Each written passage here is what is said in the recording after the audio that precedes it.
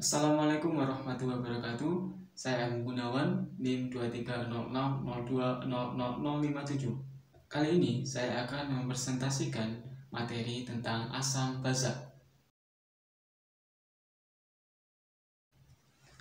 Kalian pernah makan limon? Limon itu rasanya masam. Kenapa limon itu bisa berasa masam? Alasannya karena limon itu mengandung senyawa asam. Senyawa asam itu mengandung ion H+, dan adanya ion H+ ini membuat lemon memiliki rasa yang masam. Sebagian besar buah-buahan itu mengandung asam organik yang lemah. Sebagai contoh, seperti asam sitrat pada jeruk, asam malikat pada apel, dan asam tartrat pada buah anggur. Selain itu, ada asam akrobat yang dikenal sebagai vitamin C. Buah yang mengandung asam dan vitamin C itu memiliki banyak manfaat.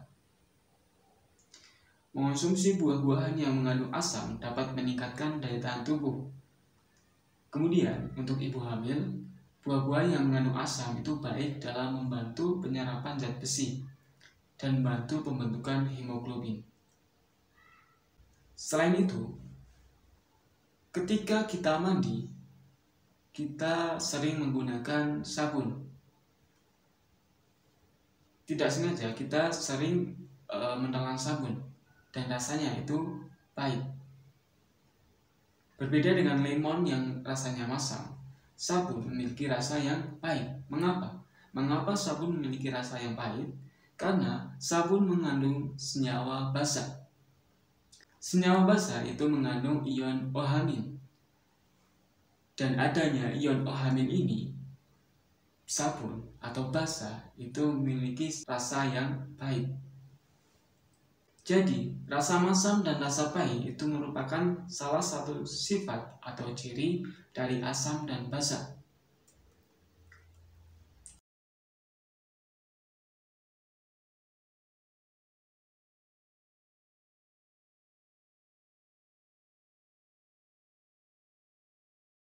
Asam dan basa memiliki sifat yang berbeda. Sifat atau karakteristik asam dan basa dapat dilihat pada grafik berikut ini.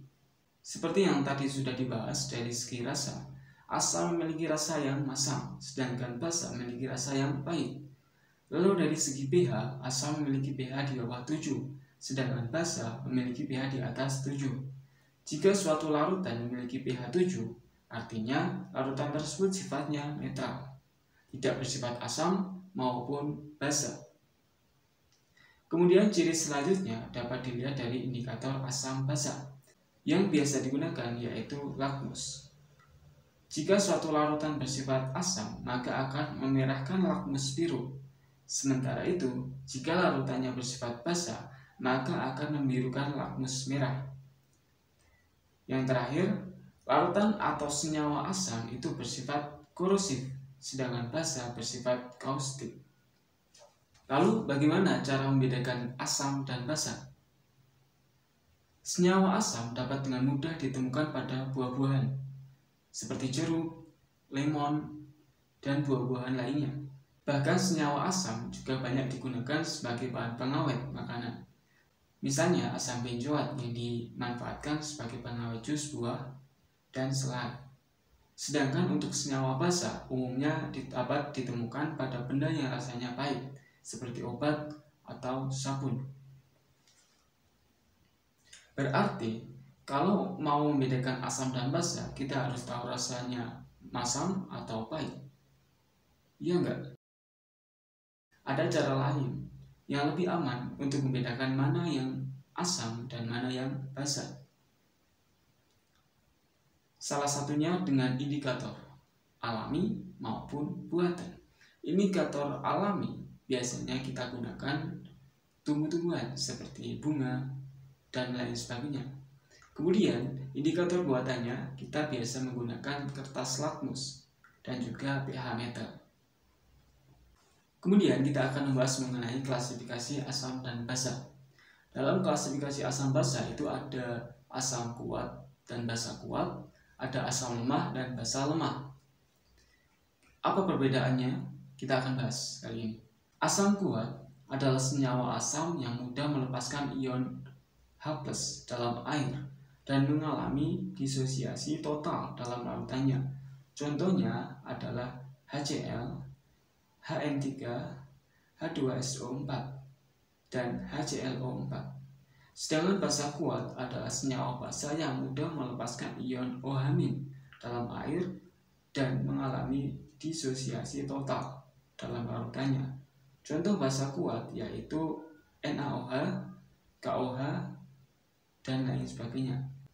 Kemudian, asam lemah adalah senyawa asam yang sulit melepaskan ion H+ dalam air dan mengalami disosiasi sebagian dalam larutan. Contoh asam lemah yaitu H3PO4, H2SO3, dan HNO2. Basa lemah adalah senyawa basa yang sulit melepaskan ion OH- dalam air dan mengalami disosiasi sebagian dalam larutan. Contohnya yaitu NaHCO3 dan NH4OH. Nah, itu tadi adalah pembahasan mengenai asam dan basa. Kita telah mengetahui sifat asam dan basa itu seperti apa, bagaimana cara mengetahui suatu bahan atau suatu benda itu memiliki sifat asam dan basa, dan kita juga mengetahui klasifikasi asam dan basa. Bagaimana? Sudah paham belum mengenai asam dan basa? Mungkin cukup sekian dari saya. Kurang lebihnya mohon maaf. Wassalamualaikum warahmatullahi wabarakatuh.